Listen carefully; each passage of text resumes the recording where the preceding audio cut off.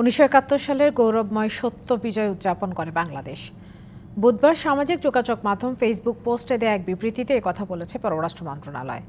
১৯৭১ সালের ১৬ ডিসেম্বরকে ভারতের ঐতিহাসিক বিজয় হিসেবে দাবি করে দেশটির প্রধানমন্ত্রী নরেন্দ্র মোদী সোমবার সামাজিক যোগাযোগ মাধ্যম এক্সে যে বার্তা দিয়েছেন, তারপর এই বিবৃতি দিল বাংলাদেশের পররাষ্ট্র মন্ত্রণালয়। ইতিহাসের তথ্য শিরোনামে বিবৃতিতে বলা হয়েছে, দীর্ঘ সংগ্রাম এবং ৯ মাস ব্যাপী নৃশংস যুদ্ধ সহ্য করে ১৯৭১ সালের ১৬ ডিসেম্বর বাংলাদেশ একটি সার্বভৌম স্বাধীন দেশ হিসেবে আবির্ভূত হয়।